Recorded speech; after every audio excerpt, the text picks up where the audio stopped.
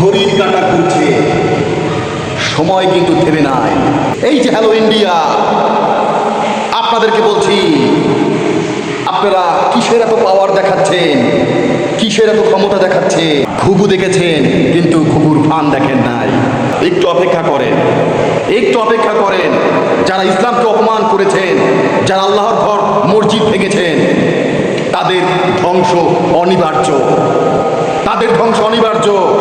আল্লাহ ছাড় দেয় কিন্তু ছেড়ে দেন না, এটা সবসময় মাথায় রাখবেন। মশা মারতে কিন্তু কামান লাগে না। যারা মসজিদের গায়ে হাত তুলেছেন, যারা ইসলামকে অপমানিত করেছেন, তারা হচ্ছেন এই সমাজের মশা মাছি, কীট পতঙ্গ। অতএব আপনাদেরকে মারতে কোনো কামান লাগবে না, একটু স্ত্রী যথেষ্ট। এই হচ্ছে কথা।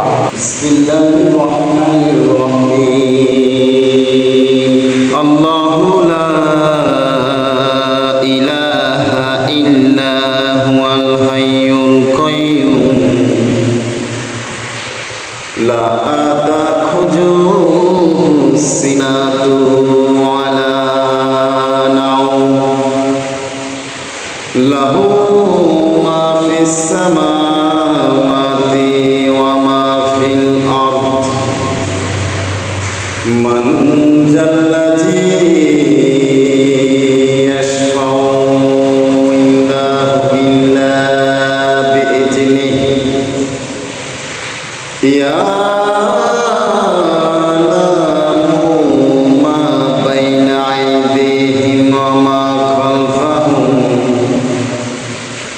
ওয়া লা ইউহিতুনা বিশাইইন মিন ইলমিহি ইল্লা বিমা শাআ ওয়াসি'a কুরসিয়্যুহুস সামাওয়াতি ওয়াল আরদ ওয়া লা ইয়াউদুহু হিফযুহুমা ওয়া হুয়াল আলিয়্যুল আযীম। আসসালামু আলাইকুম বন্ধুরা, কেমন আছেন সবাই বন্ধুরা? আশা করি আল্লাহর অশেষ সহমতে আপনারা সবাই ভালো আছেন নিজ নিজ জায়গা থেকে। আজকে এসেছি আপনাদের সামনে কিছু কথা শেয়ার করার জন্য।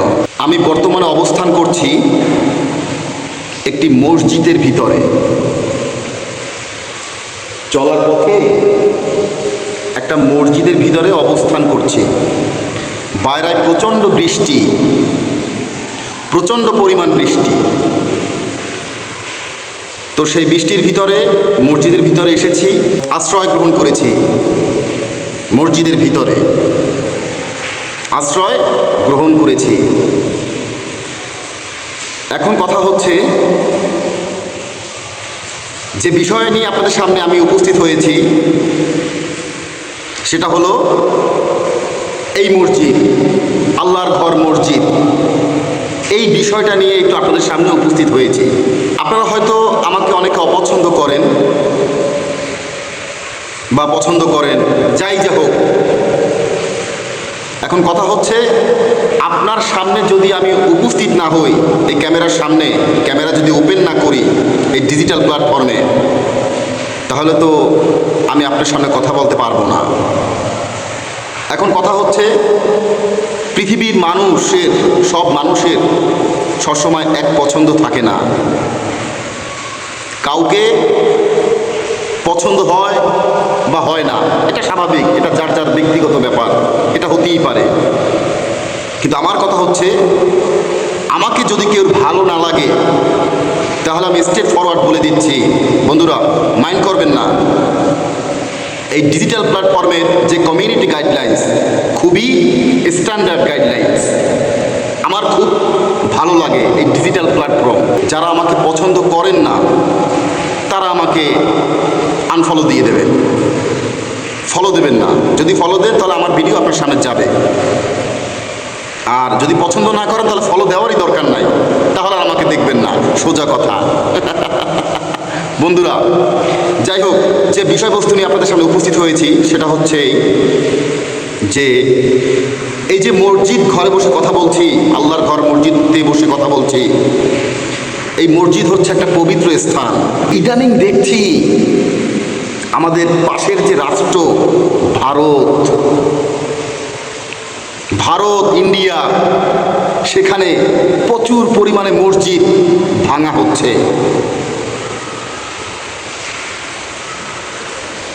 মুসলিমদের উপরে প্রচুর পরিমাণ নির্যাতন করা হচ্ছে।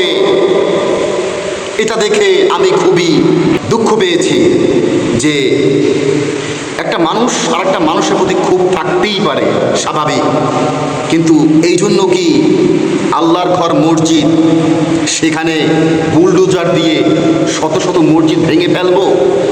এইটা কোনো কথা? বন্ধুরা, এই বিষয়টা নিয়ে একটু আপনাদের সামনে উপস্থিত হয়েছি একটু প্রতিবাদ করার জন্য। আর আপনারা খুব ভালো করে জানেন আমার সম্বন্ধে, প্রতিবাদী ভিডিও করার চেষ্টা করি, আপনাদেরকে একটু উপহার দেওয়ার চেষ্টা করি। আমি তো মুসলিম, আমার জায়গা থেকে আমি যতটুকু পারি সেটুকু প্রতিবাদ তো আমার করতেই হবে, নতুবা কিন্তু আমারও কৈফিয়ত আছে। কথা হচ্ছে এই জীবনটা 2 দিনের, আজ আছি কালকে নাই। চোখটা বসলে আমার খেলা শেষ। যত ক্ষমতা, যত দম্ভ, যত পাওয়ার, সব কিছু শেষ হয়ে যাবে যদি এই দেহটা মাটির সাথে মিশে যায়। এই যে দেখেন আমার হাতে একটা কেমিক্যাল আছে, কেমিক্যাল, অর্থাৎ এই কেমিক্যালটা দিয়া মশা মারা হয়, মশা। এখন এই কেমিক্যালটা আমি কেন আপনাদের সামনে উপস্থিত করছি জানেন? শুধু একটা উদাহরণ রাখার জন্য। সেই উদাহরণটা কি? সেই উদাহরণটা হলো এই যে একটা কথা আপনারা খুব ভালো করেই জানেন, আমিও জানি। সেই কথাটা কি? কথাটা হচ্ছে মশা মারতে কামান লাগে না, মশা মারতে কি লাগে না, কামান লাগে না, শুধু লাগে একটু লিকুইড, বিষ বা স্প্রে। এরকম একটু স্প্রে করে দিলে মশা মরে যায়।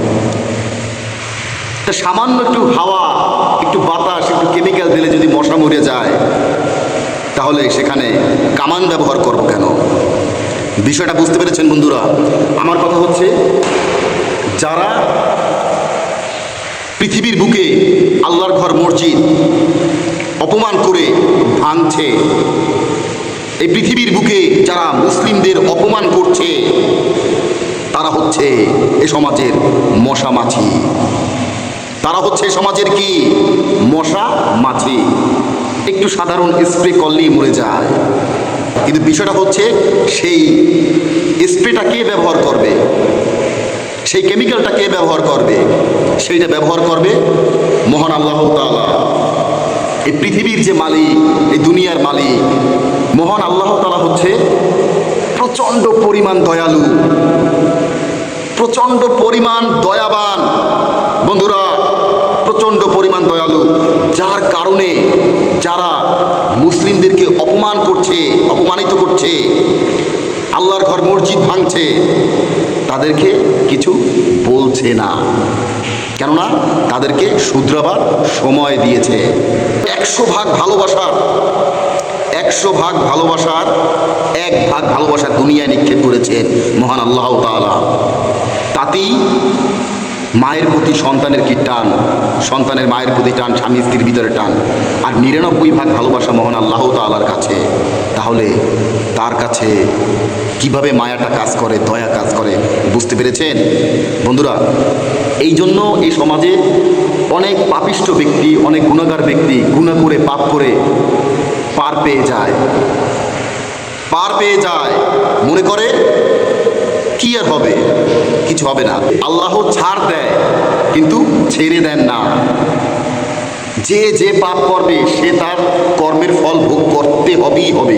সেখানে মুসলমানদের তারা অপমান করছে, অবহেলিত করছে, নির্যাতিত করছে, মসজিদ ভাঙছে, তারা পার পেয়ে যাচ্ছে, তারা মনে করছে যে কিছু হচ্ছে না। কিন্তু আজকে আমি আমার এই ভিডিওর মাধ্যমে তাদেরকে নোটিফিকেশন করলাম নোটিফিকেশন করলাম, হয়তো আমার এই ছোট্ট আইডির একটা ভিডিও অত দূর পর্যন্ত পৌঁছাবে না। এই পৃথিবীর মানুষকে উদ্দেশ্য করে বলি, সময় বেশি নাই। ইমিডিয়েটলি দেখবেন সাজা মহান আল্লাহ তাআলা ওদেরকে দেবে, ওরা আজীবনের জন্য শুধরিয়ে যাবে। কথা হচ্ছে, মুসলমানের শত্রু দুনিয়া শুরু থেকেই ছিল, বর্তমানেও আছে, আগামীতেও থাকবে। আর এটাই হচ্ছে আল্লাহর পরীক্ষাগার। যারা মনে করছেন যে ইসলামকে অপমানিত করে, মুসলমানদের অপমানিত করে মসজিদ ভেঙে মুসলমানদের ঈমান নষ্ট করা যাবে, তারা ভুল জগতে আছেন, তারা ভুল জগতে বাস করছেন। আপনারা বুঝতে পারছেন না যে মহান আল্লাহ তাআলা কতটা ক্ষমতাশীল। যারা এই কাজটা করছেন তারা বুঝতে পারছেন না, শয়তানের ধোকায় পড়ে কাজটা করছেন।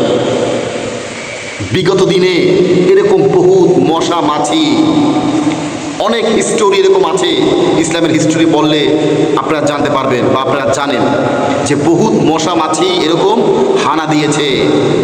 হানা দিয়েছে, কিন্তু ইসলামের কিছু করতে পারে নাই, কিচ্ছু করতে পারে নাই এবং পারবেও না।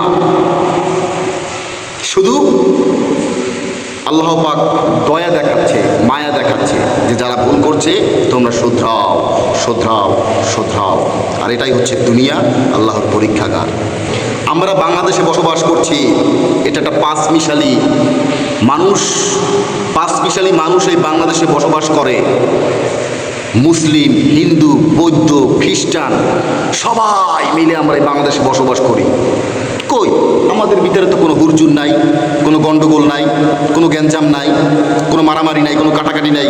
কই আমরা তো যে কোনো মন্দিরে আঘাত করছি না। কিন্তু কিছু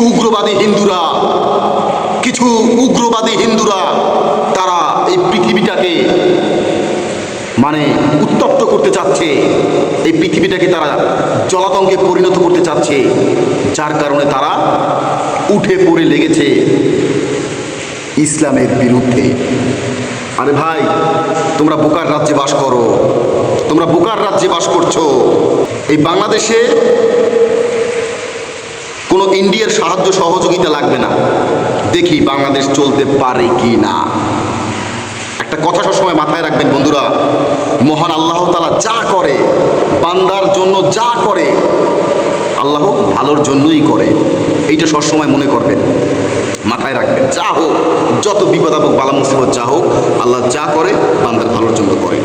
আপনারা যারা ইসলামকে ধ্বংস করতে চাচ্ছেন, মুসলমানদেরকে অপমানিত করতে চাচ্ছেন, আল্লাহর ঘর মসজিদ ভেঙে নিজের ক্ষমতা প্রকাশ করতে চাচ্ছেন, আপনাদেরকে বলছি, আপনারা হচ্ছেন এই সমাজের এক ধরনের মশা মাছি, কীট পতঙ্গ।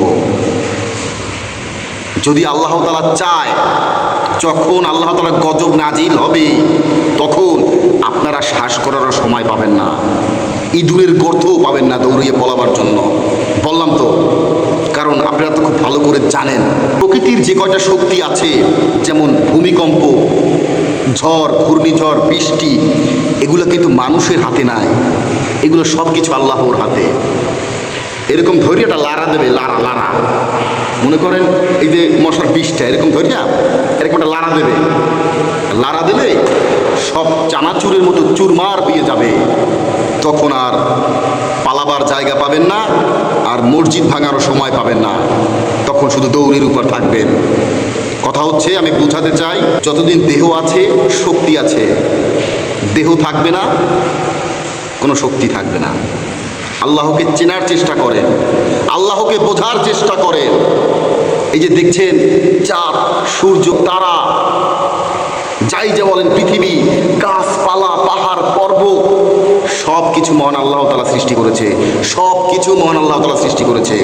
এবং আল্লাহ তাআলা বারবার কোরআনে বলেছে যে আল্লাহ এক এবং অদ্বিতীয়।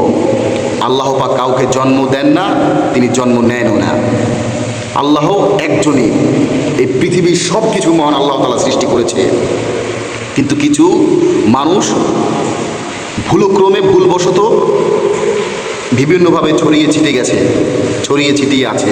যাই হোক, আমি যার যার ধর্ম শেষে করবে, আমি কারো ধর্ম নিয়ে কথা বলবো না। আমার কথা হচ্ছে, আমরা যারা মুসলমান আছি এই বিশ্বে, আর আপনারা যারা মুসলমানের পিছনে লেগেছেন মুসলমানকে ক্ষতি করার জন্য, মুসলমানকে ধ্বংস করার জন্য, তাদেরকে নোটিফিকেশন করছি যে আপনারা শুধরান, শুধরান, শুধরান, শুধরান, নতুবা কি যে পরিণতি হবে কল্পনাও করতে পারবেন না।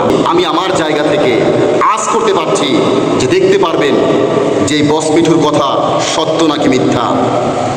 একটু ধৈর্য ধরেন, ইনশাআল্লাহ দেখবেন আল্লাহ তাআলার পক্ষ থেকে গজব নাজিল হবে, গজব নাজিল হবে। যারা মুসলমানকে অপমানিত করেছে অতি অতি দ্রুত তারা ধ্বংস হয়ে যাবে, ধ্বংস হয়ে যাবে, ধ্বংস হয়ে যাবে। যেভাবে মশাকে মারা হয় স্প্রে দিয়ে, শুধু একটু বাতাস দেবে, এই ধরনের আবর্জনা সব পরিষ্কার হয়ে যাবে। কথা সোজা। করোনার সময় দেখেন নাই কিভাবে মানুষ মারা গেছে? করোনা কি কেউ চোখে দেখেছে? ভাইরাস। বোঝার চেষ্টা করেন। আর আমার ভালো না লাগলে আনফলো দিয়ে দিয়ে সমস্যা নাই। এই ডিজিটাল প্ল্যাটফর্ম ব্যবহার করছি, যে যার জায়গা থেকে যে ব্যবহার করছে, যার গতিতে সে চলছে। কথা হচ্ছে এই। ঠিক আছে বন্ধুরা, অনেক কথা হয়তো বলে ফেলেছি। ভুল ত্রুটি হলে, না ভুল ত্রুটি হয় নাই, ক্ষমার দৃষ্টিতে দেখা লাগবে না, ভুল ত্রুটি হয় নাই। ঠিক আছে বন্ধুরা, যাই আজকে পর্যন্তই। আসসালামু আলাইকুম ওয়া রাহমাতুল্লাহি ওয়া বারাকাতুহু। যাই।